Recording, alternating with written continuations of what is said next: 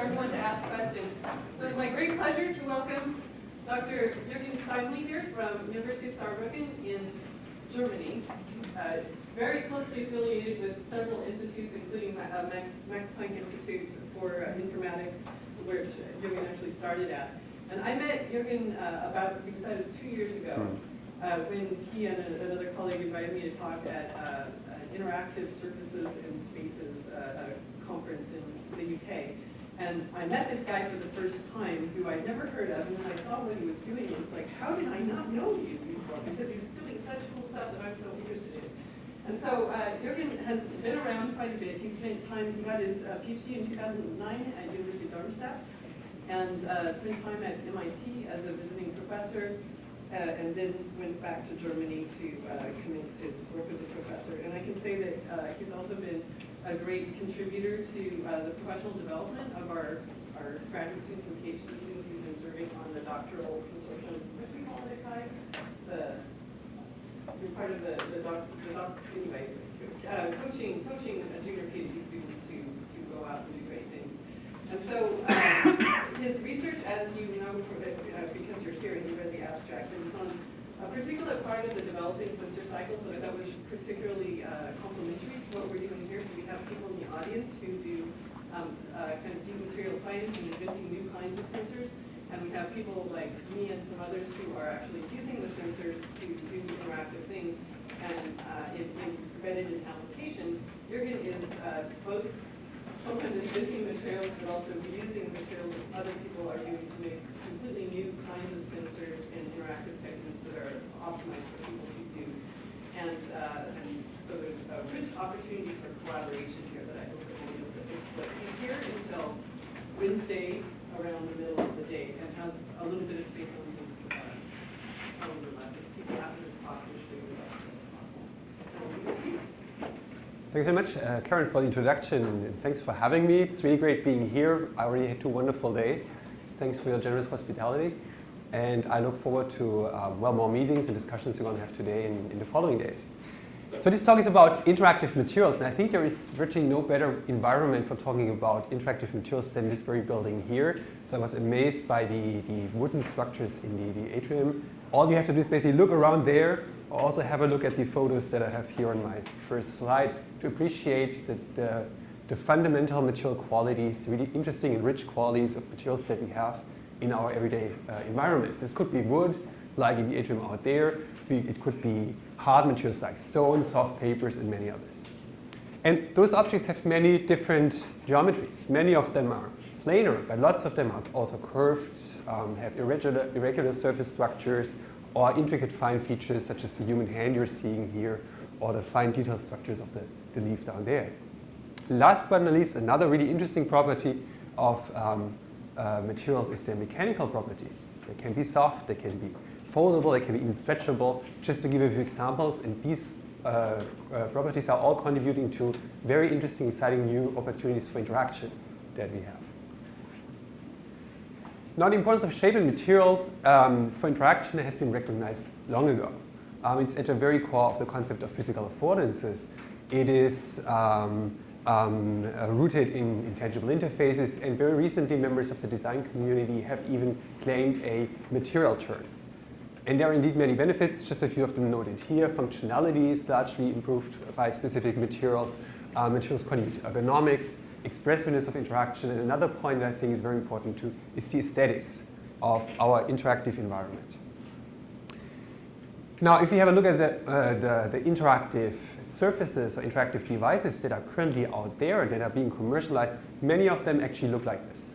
So we start integrating interface inside a physical environment, but basically tend to make use of components of electronics, of technical solutions that have been developed for totally different purposes before, and we sort of transfer those into the physical environment.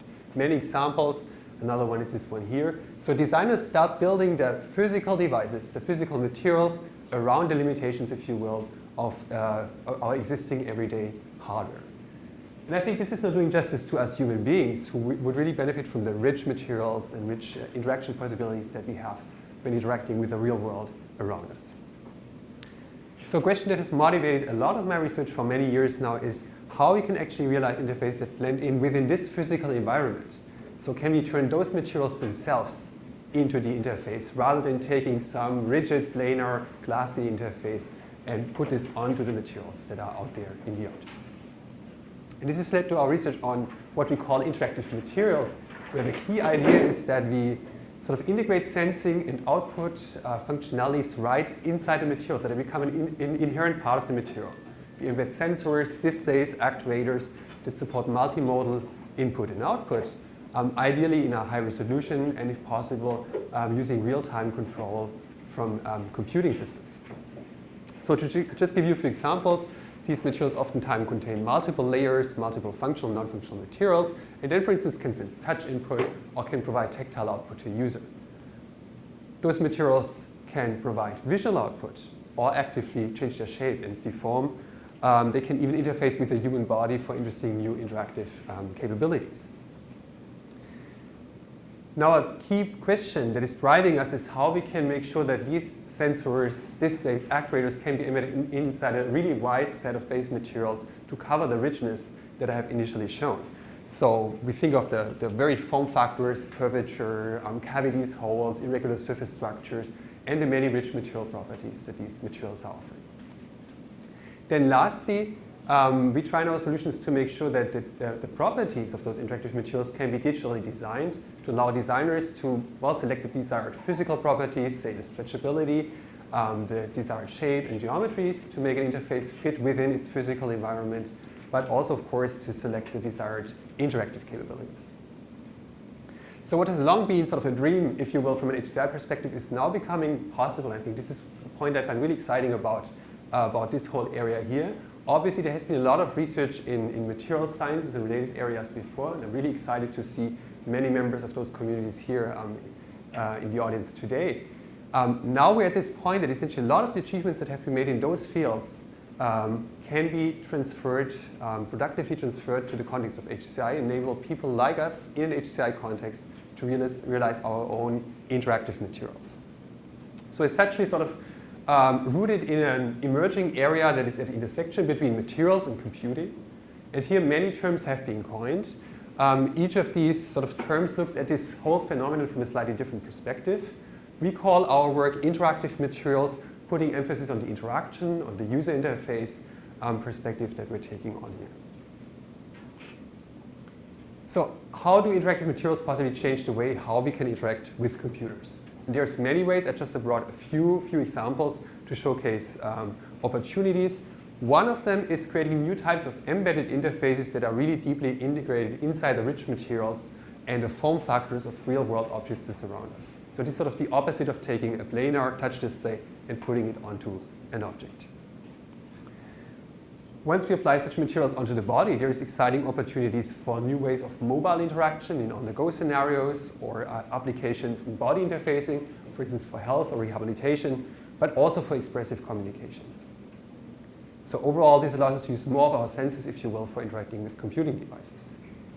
Other examples include rich physical interactions. These are 3D printed tangibles that allow people to interact on tablets in new ways. I will say more about this later in the talk. There is opportunities for arts and crafts or interactive engagement with materials. This one here is what we call a cuttable multi-touch sensor.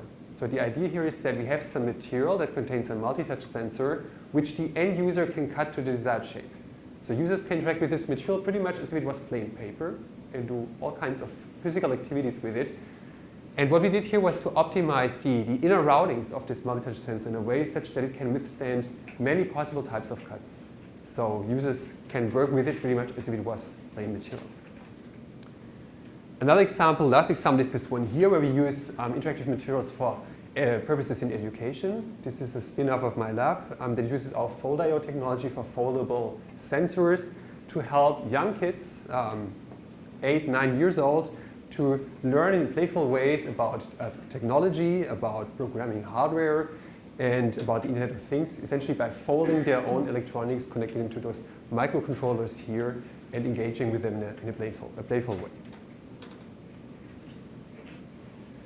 So So to address this overall space of interactive materials, we are essentially working on 3 key questions. And one of them is, how can we create interactive materials? And obviously there has a lot of work being done in other communities, as I mentioned before. Our key question here, and I should add this probably here, is how can we create those in a simple lab setting?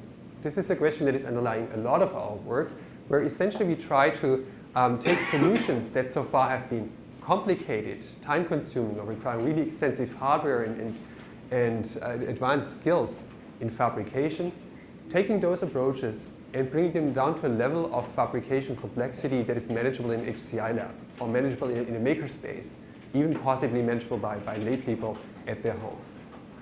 And so it turns out that this is an important enabler for our community to be able to explore in very rapid iterations the design opportunities that these interactive materials are providing for us. Then the second question is, what new types of interfaces, interaction techniques can be realized? And obviously the opportunities are manifold. I want to focus on just one application area today that we've been active in, which is the body. What new types of body-based interfaces can be realized with very slim, elastic, stretchable materials that are deployed on the body. And then lastly, as sort of a conclusion, I want to just briefly touch upon design tools, which I think are an important future research question for enabling a much wider set of users to create their own interactive materials by abstracting from the low-level design, the low-level materials, to a higher-level functional specification. But let's start with the first question. Here I want to just highlight a basic approach of what we do to allow HCI people, interface designers, to realize their own materials. And I will start with a basic approach and give one example and briefly hint upon multiple of the techniques that we're using. So the basic idea is essentially that we create interactive materials by pairing some base materials with specific functional materials. And base materials could be sort of drawn from a large set of materials, essentially, hopefully everything that is out here. Of course, we don't support all of them, but many. So we work on polymer or paper or silicone, which is sort of typically the more sort of standard set of materials. But we also work on exotic ones. For instance, we had interfaces that make use of wood, leather, glass, stone, and other materials. So the goal here is again to sort of support the richness, the wide array of properties of the materials that are out here in the real world environment of the user. Then we would pair those with functional materials. And here again, there is many different opportunities, many different materials. We don't develop materials ourselves typically. Those materials are taken from what other communities have been developed. Most often we would even aim for materials that are commercially available, ensuring that the processes that we propose are sort of scale and transfer and are usable in non-expert environments. So you could think of materials that are conductive, insulating, light emitting, and many more properties. This depends on the specific interface that we want to realize. By bringing those materials together, we can realize interactive materials that have desired input and output capabilities.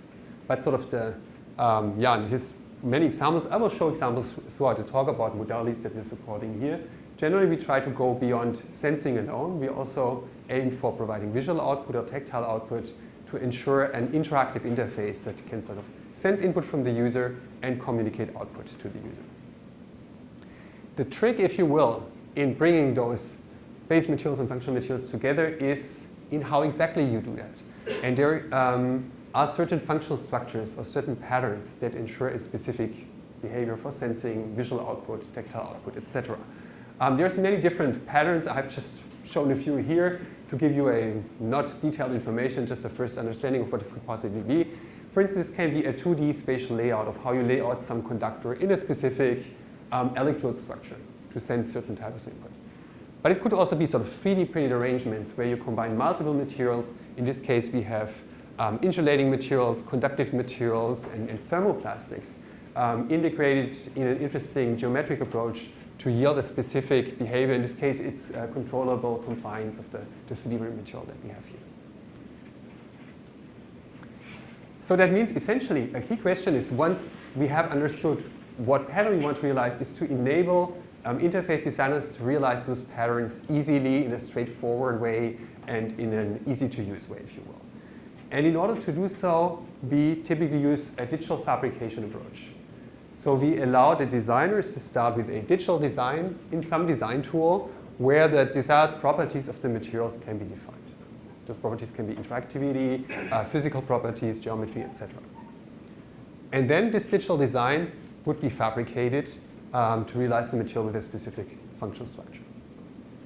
Now we're software people. I have a classical computer science background, so we're excited about this digital design approach, which in our opinion helps non-experts to abstract from the complexities of fabrication. So wherever possible, we try to add a lot of sort of, if you will, thought, complexity to the digital design tool, which allows designers to specify their desired functionality. And then ideally, this would be a fully automatized step. We're not quite there yet, but to some extent, the fabrication can already be done by inkjet printers, for instance, or 3D printers in a single step and without sort of interventions from the design. So how can this fabrication work? There's a lot of opportunities, many different fabrication techniques available.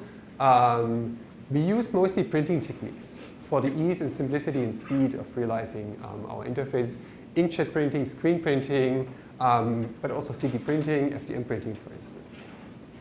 Another option is laser micromachining using standard laser cutters, which are very commonly available in many HCI labs. We also do this mostly for soft and stretchable devices. And of course, there's more techniques that have been successfully used for creating materials with desired properties, but we essentially focus on those here on the top. So to make things a little bit more concrete, let me just give a first example. Here the idea is to create an interactive material that embeds display output, visual output. And imagine for some reason you have some really demanding material, like this. In this case, it's a leaf of a fake plant, which has a very slim structure and deformed surface geometry. And your goal is to make this touch sensitive for any interactive reason. In our case, it's a simple awareness display, but of course, there's many more opportunities and reasons why one would like to augment very slim deformable objects for interaction. So taking a classical touch display that you can buy off the shelf is obviously not an option because of the material incompatibility. And this is actually a challenge that we have been facing in HCI for a long while, that sort of there have been good reasons for going beyond rigid form factors, but the technology that is available would simply not allow us to move beyond those sort of more bulky, if you will, and non-deformable form factors.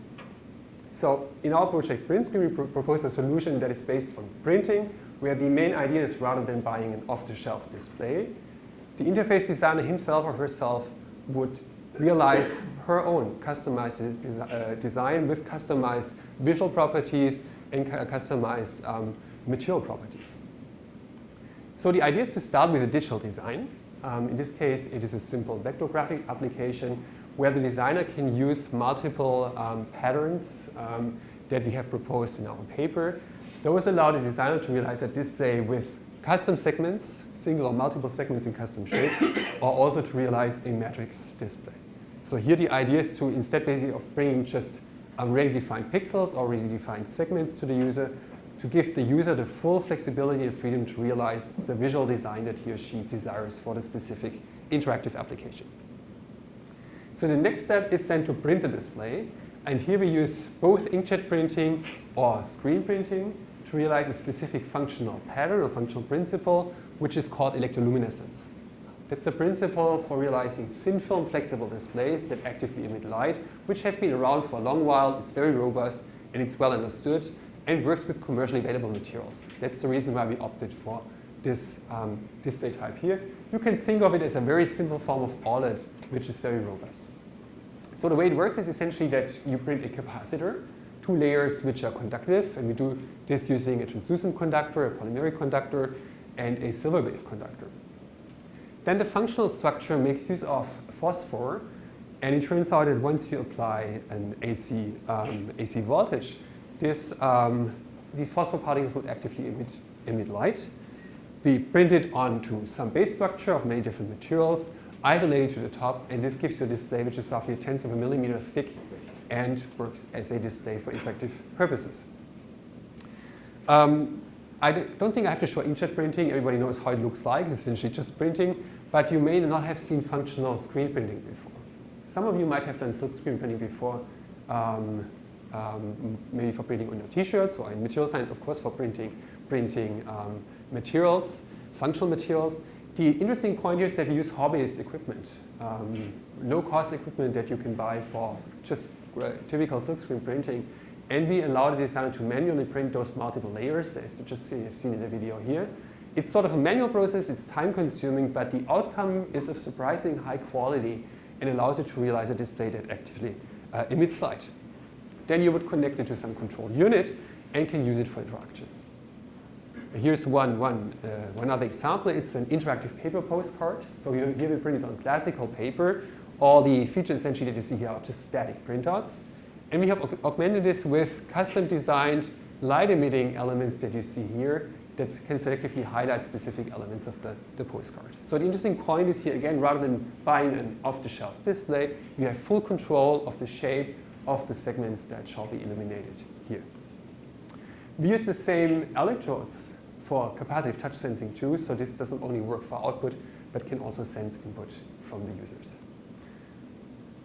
And then the whole reason essentially why we use screen printing here is that screen printing allows us to print those materials onto a wide set of base structures, base materials. And here's a few examples of the many different materials that we successfully printed on. Not just PET film or plastic films, which would be sort of the most classical approach, but for instance also leather, or you will see in a second down here, wood veneer. Here it is. This is sort of one of my favorite materials. Here we print on the backside a very thin wood veneer, which means that you don't see anything about the display structure in the first place until display would illuminate, and then once in a very subtle way you see the interactive elements. And for me this is way more desirable for ambient displays than having classical rigid displays that sort of, again, impose a technical structure on the materials that we're surrounded with.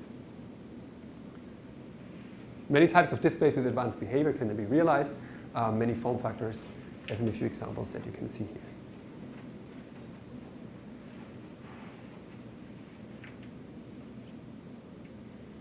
And a simple form of matrix. In terms of sensing, we have some more recent work where we realize mutual capacitance sensing. This is to show you that high resolution and high frame rate multi-touch sensors are viable, are possible to be printed on simple equipment. Here we use inkjet printers to realize matrices of multiple sizes and on soft deformable form factors. And the quality of touch sensing that you get here is comparable with the quality that you would have with off-the-shelf devices, the tablets and smartphones that we're having today. We're essentially using the same physical or the same sensing principle, but realize it on soft materials. Now, as much excitement as we have about screen printing, one limitation is that it's restricted to planar surfaces. And you can screen print only on materials that are flat while you print. But there's many materials out there that have irregular surface geometries, such as this stone here. How could we possibly augment those? And here we propose some follow-up work that is sort of adding an additional processing step after screen printing, which is based on, if you will, dip coating of a material. It's called water transfer printing. So what we do here is we print on some specific type of material that dissolves in water. So we would print the sensor or displays in multiple layers onto a specific PVA sheet and then place it onto a water basin. The support material dissolves, and what we have then is basically just the functional structures that are free-floating. And then, as basically indicated here, you would take the object that you want to coat and dip it inside the structure here. This allows it to realize interactive sensors and output components on doubly curved geometries, as you can see here, or fine, detailed, irregular structures, even on objects with cavities and holes. But so far, we've only been talking about the surface. What if you would like to realize 3D geometries, any kind of functional behavior that is embedded inside the object? Then in those cases, 3D printing is a very exciting opportunity. I don't have time to go into details here, but I'm happy to talk about these points later after the talk. So these are just a few examples where we use standard FDM printers alongside conductive materials to realize embedded conductive structures inside those 3D objects. And for instance, this example here is the one that I've shown before, the 3D printed tangibles. What we do here is realizing capacitors, 3D printed capacitors in specific geometries inside the object. And so the way they are laid out allows us to sense deformation of the object, essentially by measuring changes in capacitance of those embedded structures that are indicated here. And then those changes would be forwarded to the touch sensor that we have here on the tablet. So these devices here are printed in one pass They are fully passive. They don't need a battery or processing. It is the multi-touch sensing matrix that we have on those devices that allows to read out the deformed state of the tangibles. And so I think this open up interesting properties for various kinds of interactive surfaces where you would like to interact with 3D shaped tangibles of custom shape that can be deformed.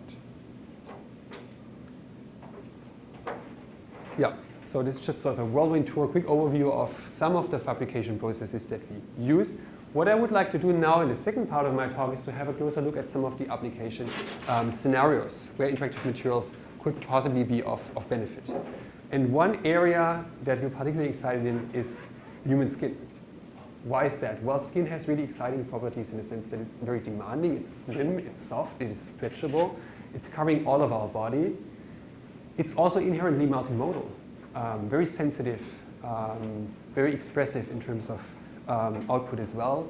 It supports proprioception, taction, many of the senses that we deal with or that we use on an everyday basis when we interact with our environment. So we do believe that turning skin into an interface, into an interactive material, can have interesting or can realize interesting new properties for user interfaces that move close to the human body. And just looking at the history of mobile computing devices, I think it is plausible to believe that skin may well be the next or one next type of interface. So looking at the generations that we see here, generations of interfaces, it's obvious that basically from in each step the device has become smaller, the form factor has been significantly reduced. And at the same time, those devices have moved closer to the human body. So skin may well be the next step. And what has long been simply not possible from an HCI perspective is now becoming possible thanks to advances in materials. So this led to a vision that we call interactive skin, and this is the topic of an ERC grant, a large project funded by the European Union that we're working on for overall 5 years, and we're right in the middle of it at this point. So the idea is to actually turn the surface of the human body skin into an interface. And to do so, we realize ultra-slim, really thin devices that are conformal, that conform even to fine details on the human body. Why is that interesting from an HCI perspective? Well, it allows us to deploy wearable devices at body locations that so far were simply unthinkable, such as, for instance, the space of the fingers that you see here, which in turn can allow us to realize novel interfaces that make use of micro-gestures, very small gestures that have shown to be effective, particularly in mobile situations and ice-free situations where users can control computing devices using tiny gestures. Our goal is to create high resolution and multimodal input and output for not only sensing but also for visual output or tactile output, and to use the benefit of having a device that resides on the human skin for interfacing with the body right away, for instance for physiological sensing. Now, a one-size-fits-all solution is probably not a good idea for skin-based devices because everybody is really different, and people have different demands in terms of the visual aesthetics as well and the functionality. So here again we see power in using a digital fabrication approach which allows the interface designer or possibly in the future even the end user to personalize these devices such that they fit or meet the specific demands of the application context and of the user. So that's interactive skin, and within this space I would like to show some work on personalized skin interfaces, then how we can do interaction in novel ways using body landmarks, and I will conclude this part with some information about feel-through tactile output. I should say that within this overall space of interactive skin, we can draw on a lot of work and inspiration from other communities, particularly from material science, mechanical engineering, and robotics. The topic or idea of electronic skin has been around for 2 decades now, roughly. In those communities, a lot of progress has been made in materials that help us realize those very slim interfaces, and we made productive use of those achievements for realizing novel types of interfaces. The first approach I would like to show is iSkin. It was one of our early works in this area here. The idea was to realize a digital fabrication approach that allows designers to realize their own device in their own desired shape and their own desired visual aesthetics. So as soon as a computing device is being worn on the body, we believe that aesthetics and sort of the fact that it's being fashionable is becoming really important because anything you wear on the body is essentially a fashion statement. So we realized a device that can be highly tailored, highly customized, to sense touch input on the human body. Here's one example of the sensor, one sample that you see here. It is highly stretchable, made of silicone, actually more stretchable than human skin itself, and can sense touch input with 2 levels of normal force. Actually, multiple functional touch-sensitive areas can be integrated inside one sample. So the digital fabrication pipeline makes use of silicone-type materials, PDMS and CPDMS. These are materials that have been widely used in the materials community. Their benefits is that they're highly stretchable, mostly transparent, and basically once you add carbon particles, the material becomes conductive, so we can use it for sensing. The designer would then start realizing a digital design using patterns that we've presented in the paper. And this is just to highlight, you see many different designs here. They all look very different. What they have in common is sort of that the black parts that you see here realize, well, both the visual properties, the visual aesthetics, but at the same time it's also the conductive structures, the electrodes and interconnecting lines that realize the sensor. We then use a laser cutter for cutting sheets of PDMS and CPDMS into the desired shapes, and then sandwich those to create a 5-layer sandwich that uses capacitive sensing and resistive sensing techniques for capturing touch input. This then allowed us to realize novel types of body-based devices that sort of wrap around the body or conform to the body. This is what we call a wrappable, a device that can be wrapped around segments, say, such as the finger. These are skin stickers. For instance, you could think of those as a giveaway at a festival because they're really inexpensive to support a specific interactive functionality. You could also think of soft devices to extend existing wearables. And this is an example that we're showing here. This is a fully functional QWERTY keyboard that can be rolled out on demand from a classical smartwatch. But I think it's only one example for a wider space. You could think of rings that have some interface elements that could be pulled out, and probably more types of interfaces that can be realized using this combination of soft parts and rigid parts. Now, one limitation of iScan is that the interfaces that you see here are comparably thick, roughly 0.5 millimeter. I mean, it's slim compared to classical computing devices, but thinking of interacting on human skin, it is sort of a certain thickness. And this means that conceptually, essentially using a skin mark type device on the body is a little bit like this one here. So we could think of the body as a slightly curved surface area or surface, but a surface which is more or less homogeneous and continuous. But now if you look more closely, actually, the human body looks more like this one here. So we have lots of tiny features, visual features, features that are haptic, that are tactile in nature, that make specific parts of the human body distinct from their surroundings. And in follow-up work, we were interested in using those properties as visual guides or tactile guides for the human user to sort of guide us when we are interacting on the human body. For instance, knuckles can be felt easily while touching your body, or tiny wrinkles on the fingers can be felt easily. We wanted to use those for guiding input. To do so, we had to realize considerably slimmer interactive devices than the iScan type device that I've shown before. And to do so, we have opted for a different fabrication strategy in this case. So we're using temporary rub-on tattoo paper. Some of you might have used it before. This is commercially available paper, which is FDA approved. Kids use it a lot. And you can print visual structures on this paper. This is typically what is being used for, whatever some visual structure that can be transferred to the human body. We use this very same paper, but with different materials. We use our stack of functional materials to print on those papers. And this allows us to realize interfaces that are considerably slimmer, like this example here. This is a light-emitting active display that, as you can see here, conforms closely to the human skin, can be deformed and stretched with the human skin, thanks to those properties of the very slim tattoo paper. And using this approach, which, by the way, again, is usable by HCI labs. So all we do here is we use hobbyist-level screen printing equipment, commercially available materials, and commercially available tattoo paper. So it's also not very expensive to realize those interfaces.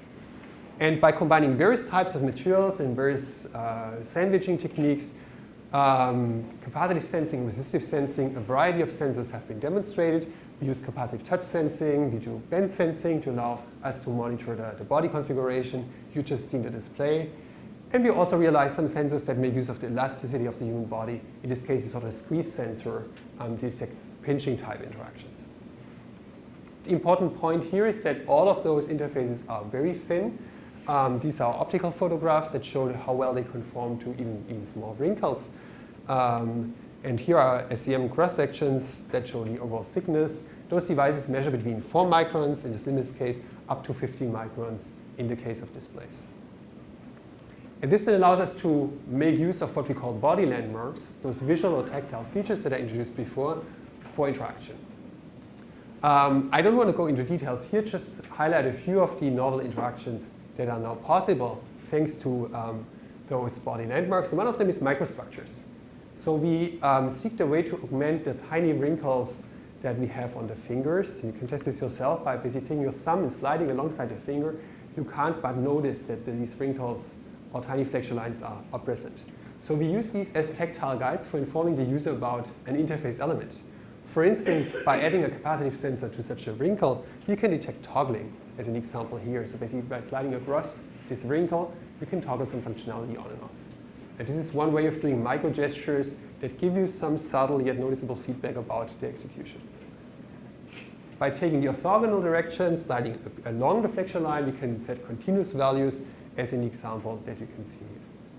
And given we have many of those tiny wrinkles available on our hand space and our finger space, you can think of multiple mappings of how interface elements can be mapped to those elements. Another example is visual landmarks. Here we augment a birthmark with a display. This can be used for self-expression or remote communication, sort of a more aesthetic way than having classical displays on the human body.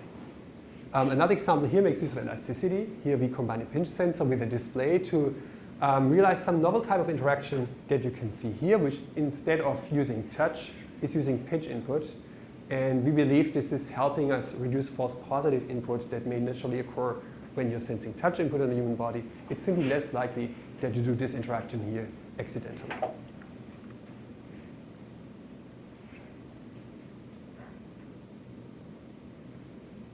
So now that I've shown the basic feasibility of interactive skin and some example interaction techniques, you may have noticed that one modality is left unaddressed so far, which is tactile output. And obviously, once we have devices that reside on the human skin, this is a very powerful technique for communicating feedback to the user. So I would like to give a few more examples about tactile output now. Just starting very briefly with some recent work that we published this year at CHI, which is springlets. These are soft stickers that make use of SMA springs for providing various types of output. They are silent and hence can be sort of put on many different body locations, including the neck space, as you can see here, for instance, close to the head. And what we did here is exploring multiple options for realizing expressive tactile output on the body. This essentially realizes things such as pinching, stretching, pulling, pushing, or expanding by combining the SMA spring with various types of geometries of the soft silicone materials that we have here. As you can see here, those are manually fabricated, so they are not printed. And I think this is one, if you will, a limitation of this approach here, as powerful as it is, because it still requires some time to print these manually, and they also have a certain thickness. So another question that we're looking at is essentially how can we make such tactile output interfaces considerably thinner than the devices that we have just seen? Because this would allow us to realize novel interfaces in a space that we call tactile augmented reality. And let me explain what I mean by that. So you're all well aware of see-through interfaces such as the HoloLens. Interfaces that basically allow you to augment a visual real-world scenery with computer-generated visual cues. Powerful property for augmented reality. We have similar principles for hearing. Think of bone-conducting headphones. Those allow you to still attend to the auditory cues from the environment, while these could be superimposed with computer-generated auditory cues. But how about tactile output? How about a device where you can feel through that would allow you to feel real-world tactile cues while augmenting them with computer-generated ones? This has been long outside the realm of interface designers, essentially because technology looks oftentimes like this one here. Of course, you cannot feel through this device here. It is just too thick, mechanically non-transparent, if you will, to perceive real-world tactile cues. To address this problem, we have realized a considerably slimmer tactile interface that we call Tactu. We presented this last fall at WIST. This is a verbal interface that is 35 microns thick, so very, very slim, so it conforms closely even to the tiny wrinkles that you can see here. And this allows us to sort of realize an interface that you can feel through and at the same time offers a high tensile density. We use digital fabrication again, techniques similar to the ones I've introduced before, allowing you to easily customize this interface to various body locations. This one here is on the finger pad, a small one. This one here, for instance, is a larger one that you can wear on the forearm. Now, this allows you to augment physical objects, so also the human body, with tactile information that is computer generated. Or it could allow you to deliver private or subtle notifications to the human skin while you're doing dexterous manipulation tasks. Or using the high resolution here, it allows you to interact in rich, novel ways with virtual reality. How can you realize a device which is as slim as the one we're seeing here? We looked into many different technologies and eventually opted for electro-tactile stimulation. The big benefit of electro-tactile stimulation is that you can realize it in very slim form factors because essentially all you need is electrodes that contact to the human skin. The way electro-tactile stimulation works is that you would inject some slight current into the human body, and this current is then stimulating nerve endings, which is realizing a sensation of slight vibration or tickling or pressure, but without needing a mechanical actuator. This is a well-known principle that has been used in a lot of work before, but with considerably thicker form factors. And one challenge that we came across is essentially that in order to make this sensation appear, we have to deliver a certain amount of current, which is 1 to 2 milliamps. It's not a lot of current, but considering this amount here, we need to make sure that we have a good and consistent skin contact to inject this current robustly. And let me explain why this is necessary. This is recent work that was presented a year ago at CHI that is using the same principle. And what we see here is that before applying the voltage, the electrodes, the silver, look clean and nice. After applying the voltage, after just a little bit of use of the interface, they deteriorate very quickly and sort of get blackened like the one that you see here. And we believe this is due to microsparks, really tiny sparks that generate between the electrode and the skin surface if there is not a good, consistent contact between the electrode and the human skin. And in order to have a longer lasting experience and also an experience that feels good, we had to solve this issue in a considerably slimmer form factor, meaning that there's less mechanical forces that would help us press the interface against the skin. The way we solve this is by screen printing a mechanism that we call microspring mechanism. And the way this works is that we make use of two types of conductive materials that have very different mechanical properties. In order to print the interconnect, we use a conductive polymer, P.PSS, and this allows us to realize very, very slim structures. In contrast, for the electrodes that contact with the human body, we use silver. And screen-printed silver electrodes are considerably thicker. So this allows us essentially to have parts of the interface, those that should contact with the human body, that are roughly 20 microns thick, while the remainder is roughly 8 microns. And let me show what is the effect of this difference in thickness here. So once you transfer this overall tattoo sandwich to the skin, what happens is this one here. So all those thin parts printed with the conductive polymer are stretchable, and they would sort of stretch while you transfer it to the human body. This is creating a lateral force, which then translates into a normal force. And this normal force is gently, slightly pressing those electrodes more firmly to the human skin. And while it's a subtle effect, actually, this microspring mechanism has shown to help us realize electrodes that do not deteriorate. So this is the result of our electrodes after being used. So you see no deterioration here. On the contrary, if we had used the same materials, the same stack, but without a printed microspring mechanism, our electrodes would use exactly the same way as has been reported in prior work. And now with this approach, we can realize novel types of interfaces for tactile augmented reality. For instance, coming back to the example that I showed previously in the beginning, an interface designer who is prototyping a car, for instance, could use this toy car, experience the rubbery features of the tires that you have here, while computer-generated renderings, such as engine vibrations, can be overlaid using the device. And then, of course, depending on where you touch, you might experience different computer-generated renderings.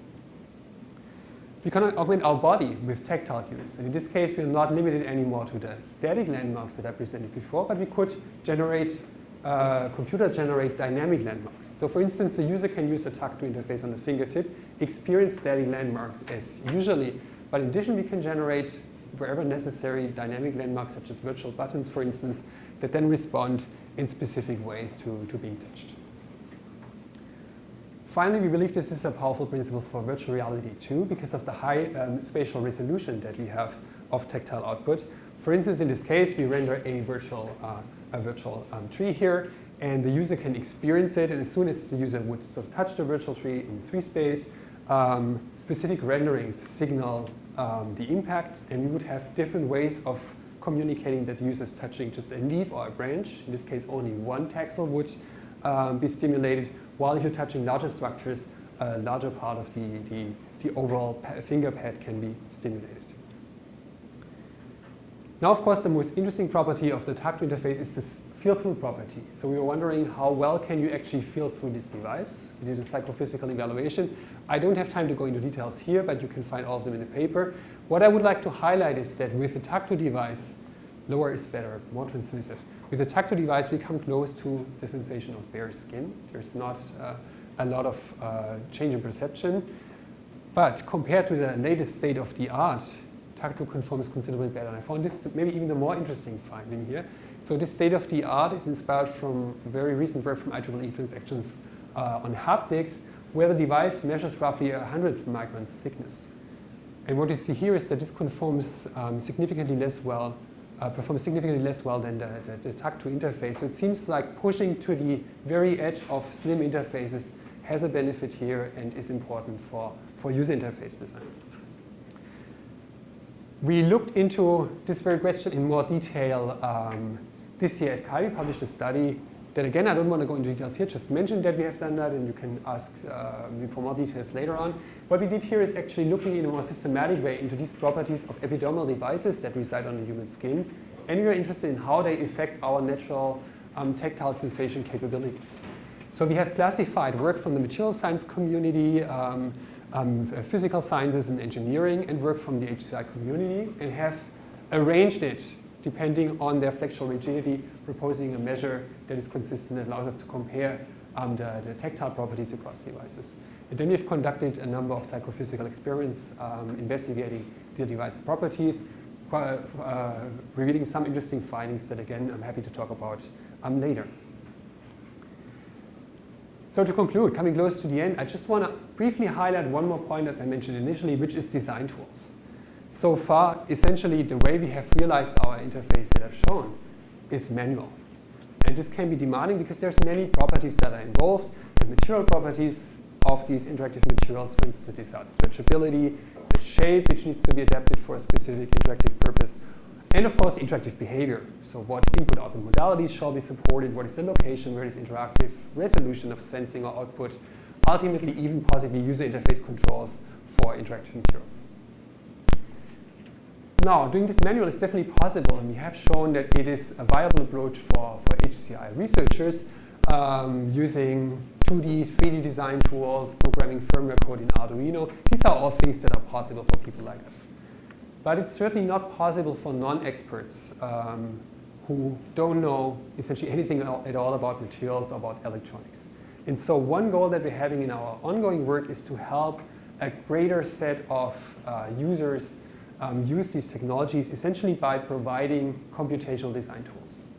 So the idea is that we abstract from the low-level details as much as we can, offering tools that allow designers to specify these desired properties at a high level of abstraction. And then this tool will automatically generate the low-level printable designs, controller code, or possibly even code stubs for the application that is going to be developed.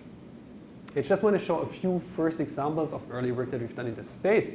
In terms of material properties, this is some work that we presented this year at CHI that we call LASIK. It is allowing designers to realize stretchable circuits fairly easily and fast using a laser cutter. What we do here is we build on prior work on parametric parametric cut patterns that allow us to make a material which is just bendable but not stretchable, and turn this into a stretchable material.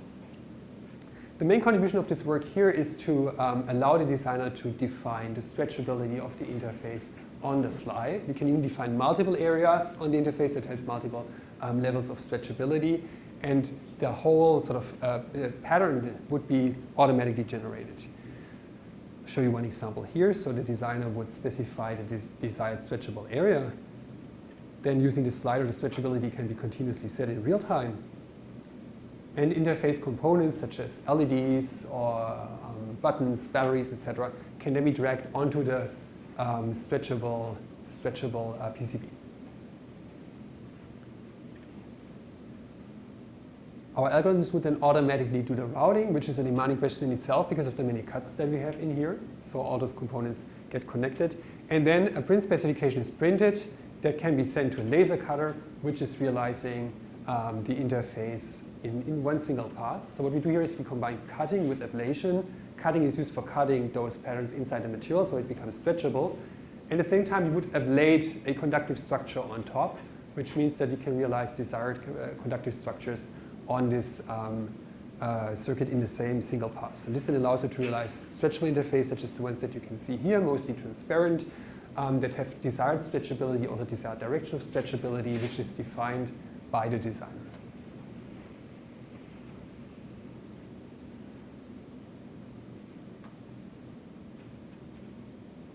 And similar abstraction approaches can be thought of shape.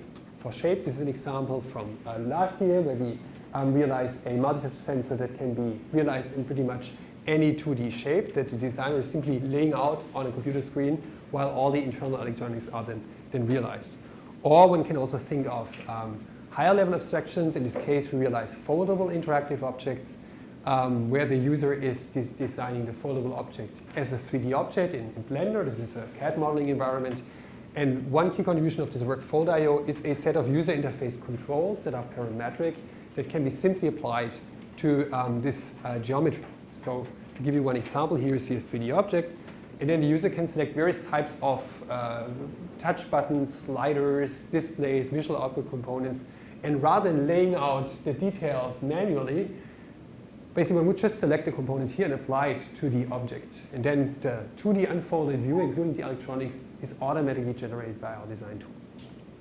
And this then allows us to realize foldable 3D objects that have embedded interactive functionalities such as touch sensing, in this case here, or fun game controllers, which sort of draw upon origami structures, or printed actuators, like the example that you see here. So this is obviously just the beginning. I think there's many questions that remain open, which is mostly what is the appropriate level of abstraction for what type of interface designer? In the end, it's a continuum, right? We don't want to create a black box here that's totally abstracting. We have to find the appropriate level for each and every case. And I think there's a lot of research that still needs to be done.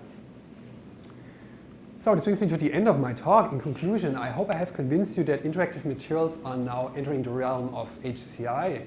They actually are available for people like us. We have easy to use and affordable fabrication techniques at our disposition to embed a wide variety of input and output capabilities into an exciting range of materials.